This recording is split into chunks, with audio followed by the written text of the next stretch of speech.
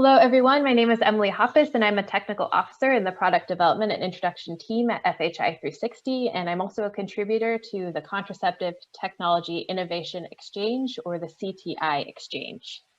As some of you may already know, we are hosting a series on the CTI Exchange this year called Beginning with the End in Mind, which explores how we can more purposefully and effectively take steps to ensure acceptability, accessibility, affordability, and equity throughout all stages of contraceptive research and development.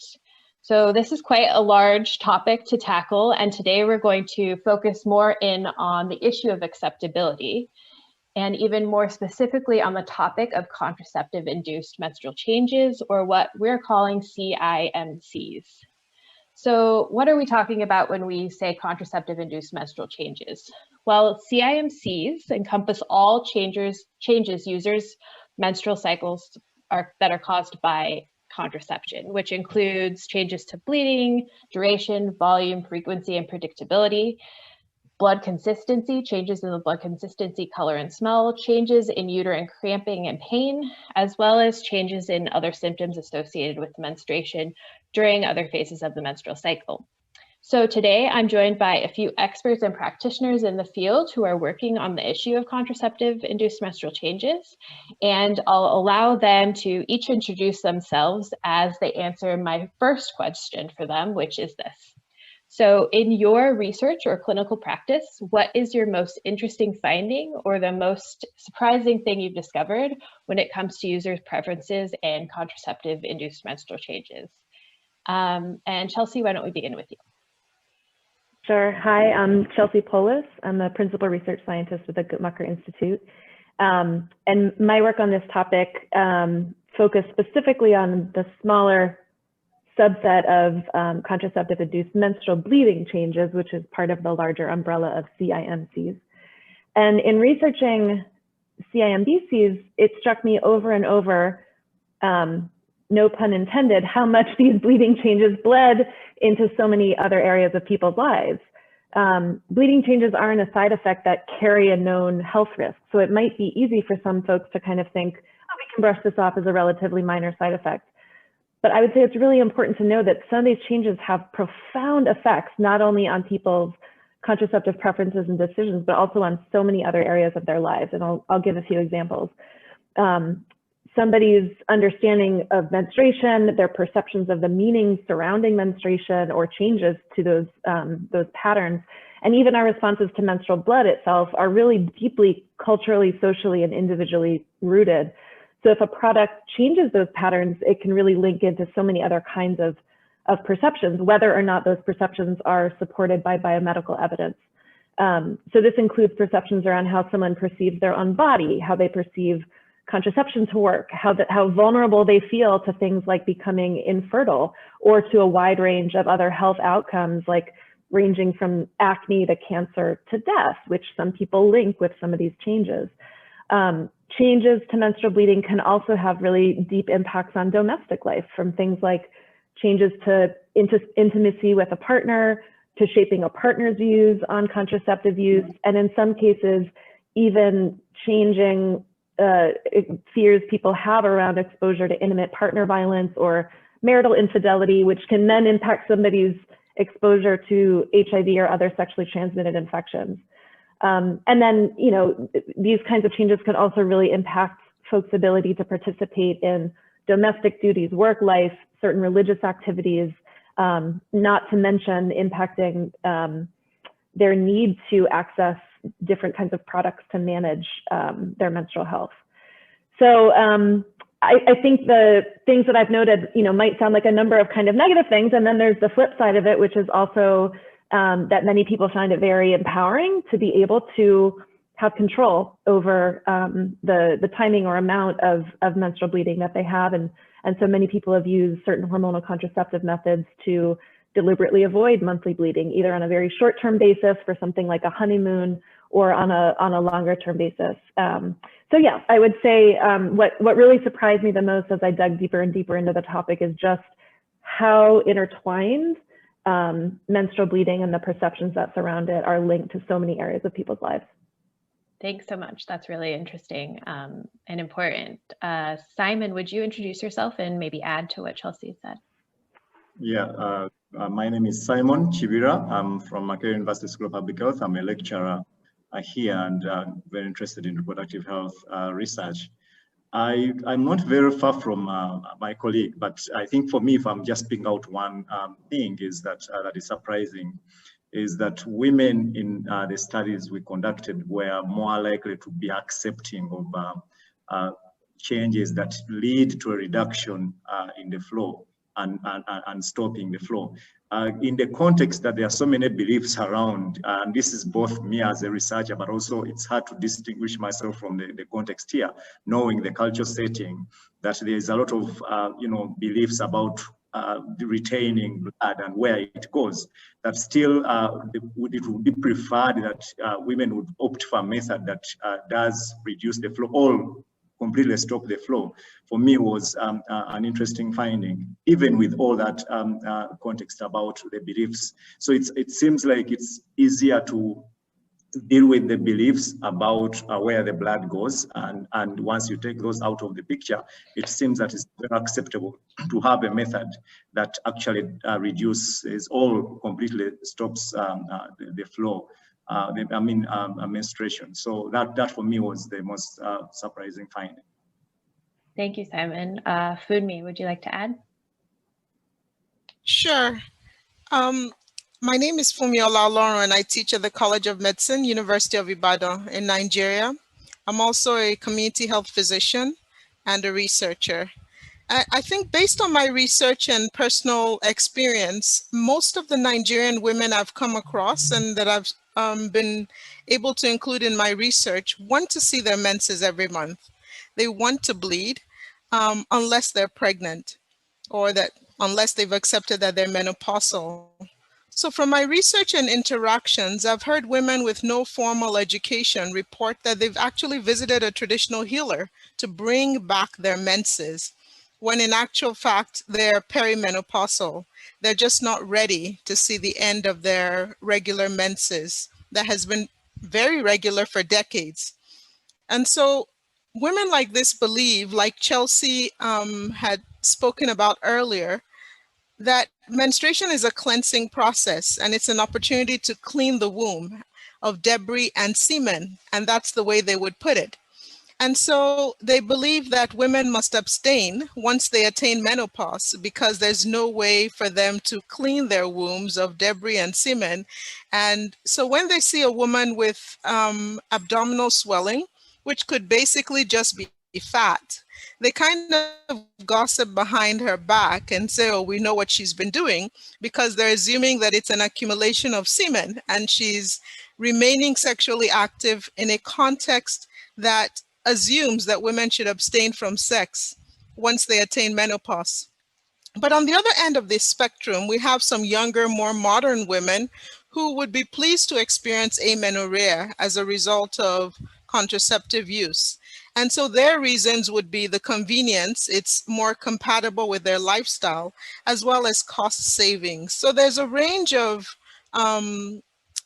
views and perceptions, but I think that the overwhelming, more popular view would be for women to want to see their menses every month. Thanks. Thank you, Funmi. That's so interesting. I think what strikes me is just what a wide variety there are of user preferences when it comes to contraceptive-induced menstrual changes, and where there's a lot of gaps. We know that there's a spectrum. There's people on one end who want their menses, on the other end who want amenorrhea, but everything in between as well. And we don't really know what that spectrum looks like. We need a lot more research, which I think why it's important to sort of advance this research agenda when it comes to CIMCs. And another reason for advancing this is to inform future contraceptive development, which is on the CTI Exchange, who we're really reaching as an audience are contraceptive researchers and developers. And so my second question to all of you is, if you could create a new contraceptive method that better addresses user preferences related to CIMCs or contraceptive-induced menstrual changes, what would that method look like and what characteristics would it have? Chelsea, do you want to start us off? Sure, happy to. Yeah, I think, as you've mentioned, people have dramatically different needs and desires and preferences when it comes to menstruation and menstrual patterns.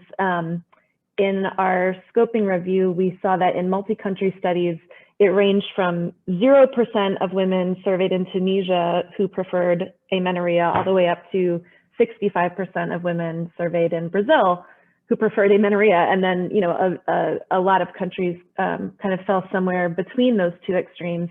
And then there was a similarly very wide range in terms of the proportion of people who preferred bleeding patterns that are less frequent than monthly, but more than once a year. And so, just as you say, there's wide diversity. And I think one thing that, at least based on the limited evidence that was available at the time we did the scoping review, that seemed a little bit more consistent was that people tend to dislike bleeding irregularity. And I think Dr. Kibira's research also, backed that up. Kind of the unpredictability is hard for folks to manage. So to meet that range of preferences, we need, I think, a wide range of available, acceptable, accessible methods that offer different bleeding patterns, unless you can kind of develop a method that you can toggle different bleeding preferences too, in case people, that which might also change for people over their life course. So even if they're using a singular method. And I think a key goal should really be moving people moving away from people having to use methods with bleeding patterns that they tolerate, and moving towards methods that offer bleeding patterns that people prefer, whatever those patterns might be.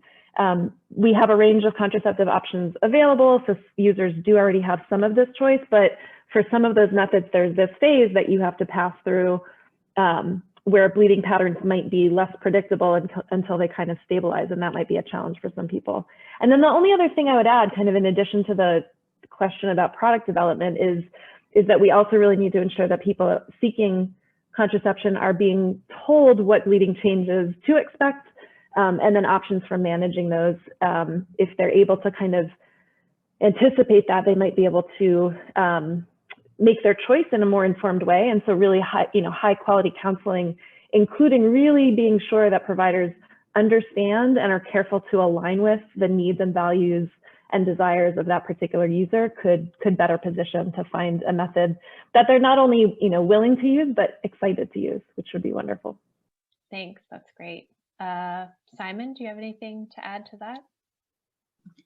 Yeah, in my, I think, own view, I would have a method that does not completely eliminate menstruation, but I think a method that does reduce the flow on a daily basis. I mean, the days during the menstruation, but also reduces the number of days, so that this is also predictable that you can go into menses for maybe 2 days.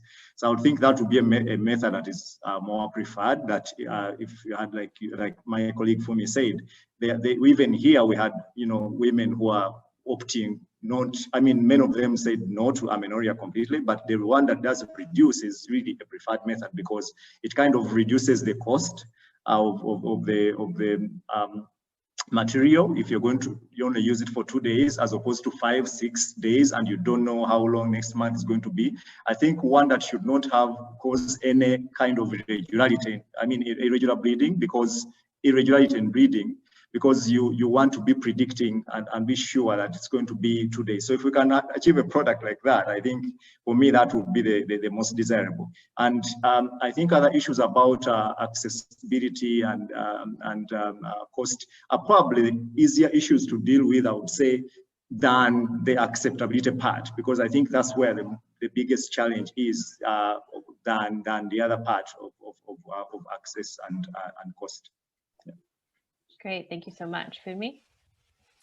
Yeah, my response borrows heavily from recent research led by Rebecca Callahan and Orly Bruni from FHI 360, the discrete choice experiment for the microarray patch.